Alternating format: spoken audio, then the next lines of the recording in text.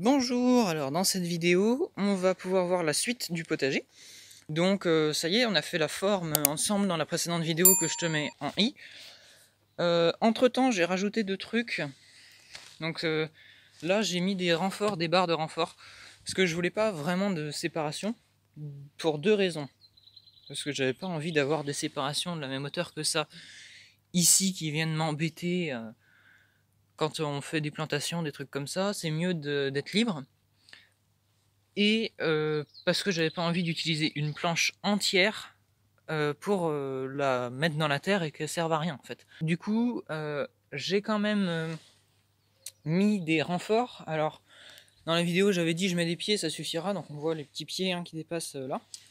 Alors, le truc, en fait, c'est que je me suis dit, la première année, ça va être très bien, très beau, ça va pas se déformer, il n'y aura pas de soucis. Par contre, la deuxième année, ça va déjà commencer, le bois il va avoir gonflé, avec la chaleur il va avoir durci, ramolli, durci, etc. Et en fait, au fil des années, je me suis dit, ça va forcément travailler, le bois ça va finir par faire n'importe quoi, donc il faut que je fasse des renforts en fait, pour éviter que ça se torde là où il y a des ouvertures, avec les doubles panneaux. Donc, c'est pour ça que j'ai pris des bouts de bois que j'ai vissés, donc j'ai mis deux vis à chaque fois ici là dans le montant, et donc là tu peux forcer comme tu veux, il n'y a rien qui bouge hein. Comme ça maintient les panneaux doubles, donc j'en ai un pour le panneau double ici et un pour le panneau double là. Alors voilà, donc maintenant on peut voir que j'ai peint les morceaux là qu'on a pu voir hier. Alors c'est une peinture spéciale bois extérieur, donc qui va les protéger parce qu'ils vont vraiment être enfouis dans la terre et je vais pas pouvoir les protéger de la terre en fait. Comme ça va éviter qu'ils pourrissent trop facilement. Donc voilà, j'ai mis une peinture parce que c'est pas du bois visible, il sera vraiment enfoncé dans la terre, donc au moins je me suis pas embêté à faire 15 couches de vernis, là c'est une peinture plastique, donc pas de souci avec ça.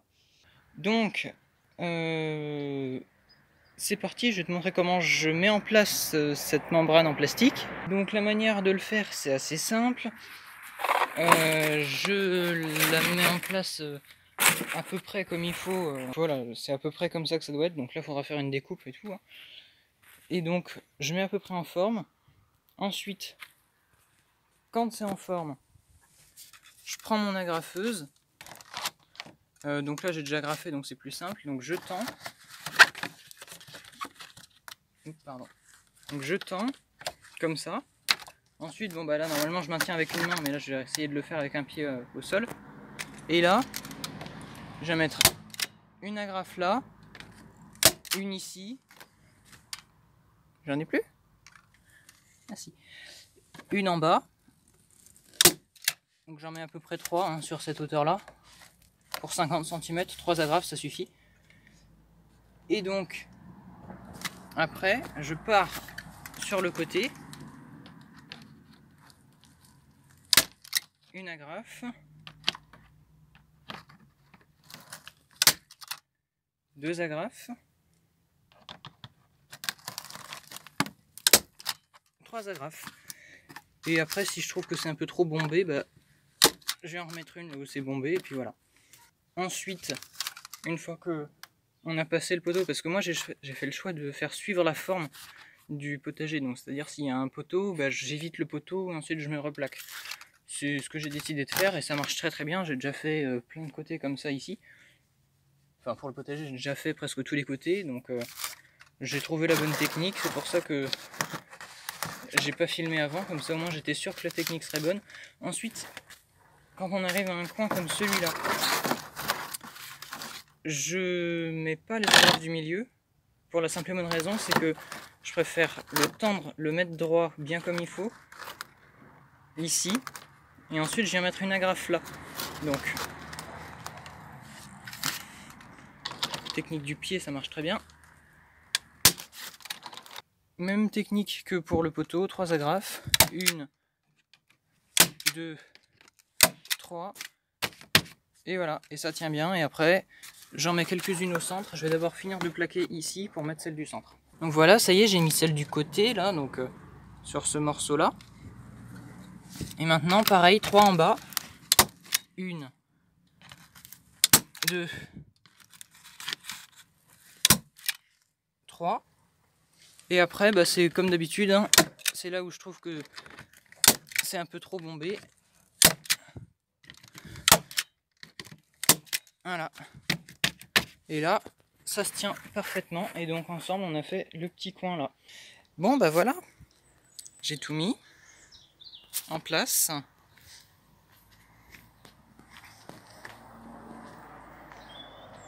Partout. Le jeu textile, les renforts, la bande plastique autour pour protéger le bois. Maintenant, il reste plus qu'à remettre la terre qui est sous la bâche là-bas, là. Et la terre qui est ici. Donc on commencera par celle-ci parce que celle-ci c'est une catastrophe, elle est pleine de racines, ça sera vraiment bien pour combler le fond. Et celle qui est là-bas elle est un peu mieux, mais bon elle est vieille donc on va quand même la remettre mais bien au fond quoi. Donc tout sera au fond.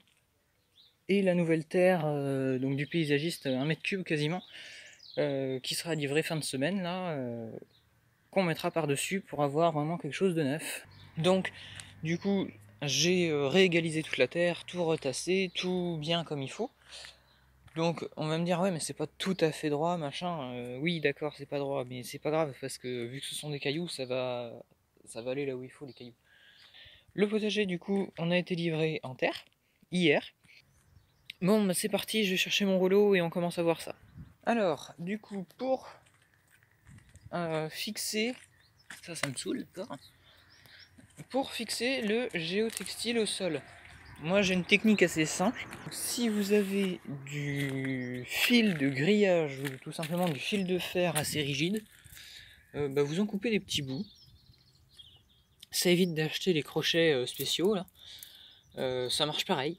C'est plus fin, mais ça marche vraiment pareil parce qu'une fois que le géotextile il est recouvert avec les cailloux et tout, de toute manière il bougera pas.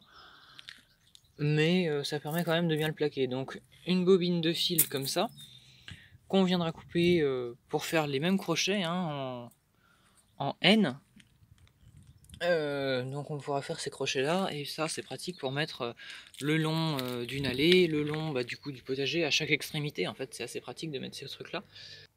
Alors du coup j'ai mesuré, donc si je le coupe en deux, là j'aurai parfaitement ce qu'il faut. Là j'aurai un tout petit peu plus. Alors un tout petit peu plus c'est pas très grave parce que je ferai des petits rebords et puis voilà, hein, ce sera pas des rebords de 40 cm. Là on aura juste la bonne taille.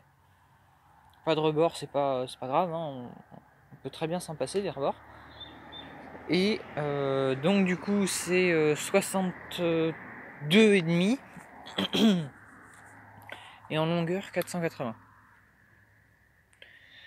Donc 480, on va commencer par couper les 480, comme ça je pourrais diviser en deux assez facilement.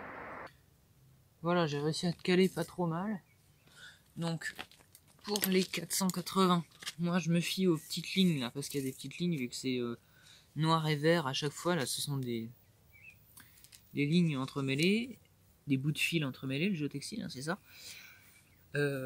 Moi je me fie à ces petites lignes là, c'est bien pratique, ça évite de tracer des traits. Donc moi je reporte ce que j'ai fait au centre ici, et je sais que c'est là que je dois couper. Voilà, et donc là, donc voilà, et ensuite moi je suis les petites lignes. Et c'est quand même très très rapide à couper. Là, il y a 1 m 24, dans maximum 2 minutes, c'est fini. Et encore 2 minutes, c'est beaucoup. Voilà. Alors voilà, donc maintenant que c'est découpé à la bonne taille, on peut le placer. C'est facilement d'ailleurs.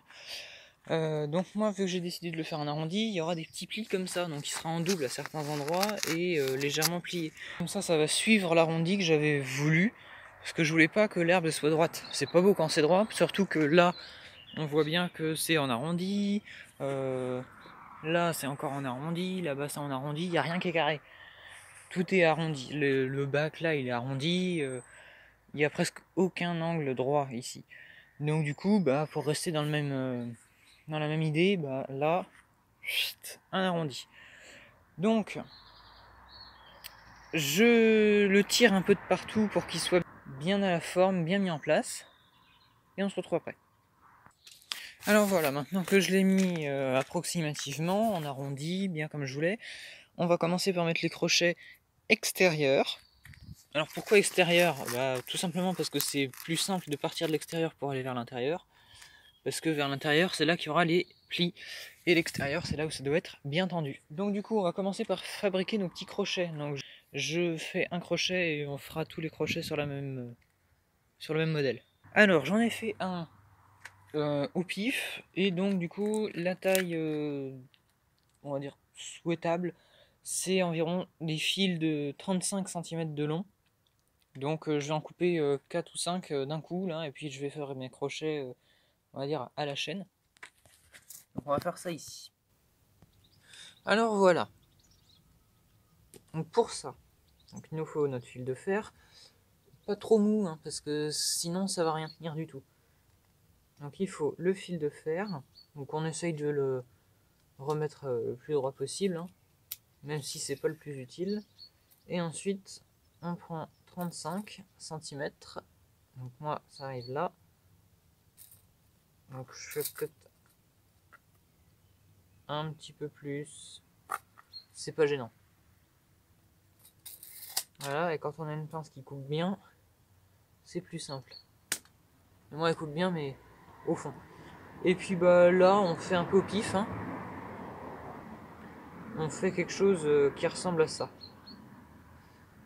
Donc pour fabriquer les crochets, ça ressemble un peu à ça. Hein. Donc 35 cm, donc je sais pas combien, je sais pas combien, je sais pas combien, mais bref, ça fait des bouts de 35, et on fait deux bouts qui reviennent vers le bas, comme ça fait des agrafes, tac, et on pourra planter ça dans le sol.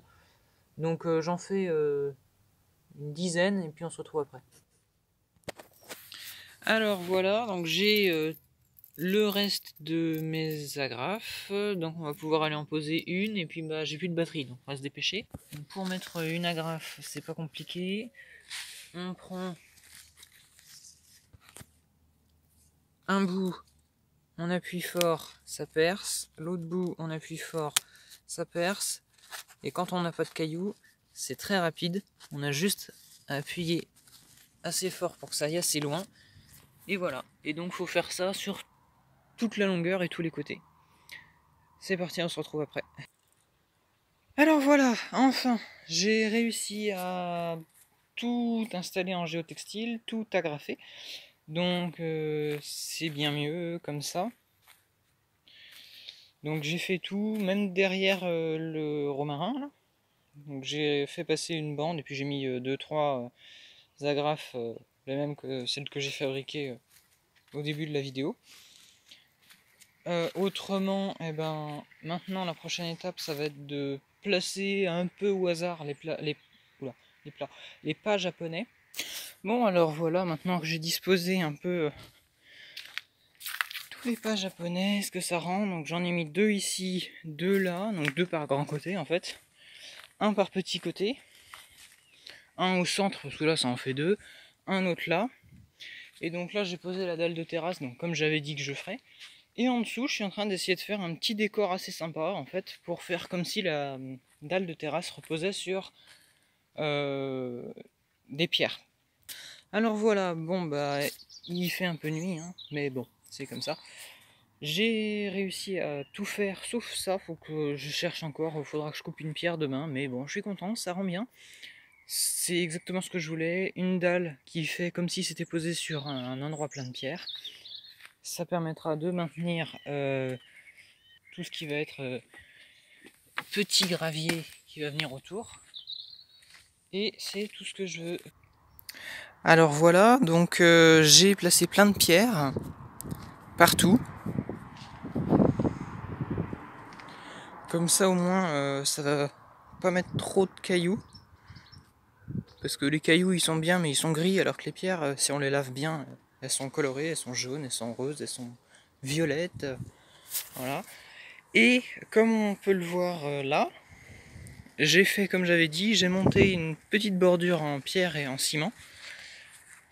Donc en réalité le ciment c'est du mortier de montage, donc c'est ce qu'on met pour monter les murs des maisons.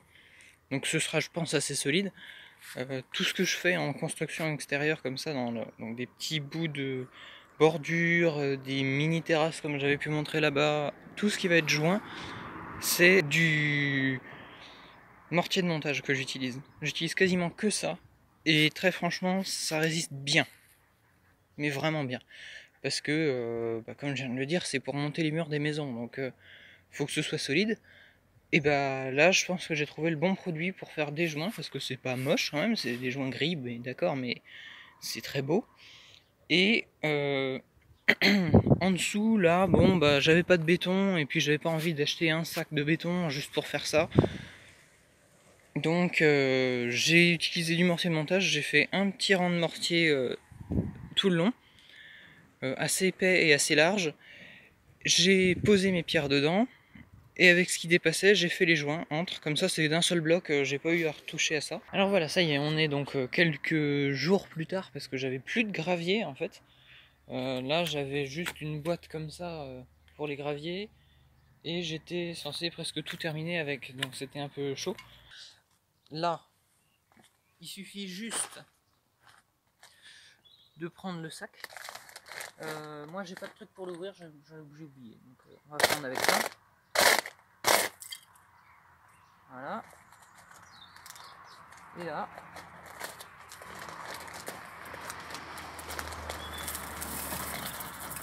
ça pique. Voilà.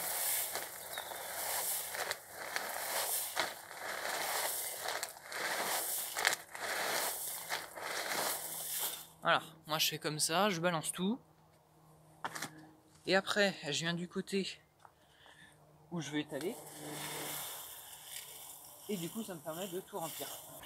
Alors voilà, ça y est, j'ai enfin fini d'étaler les cailloux.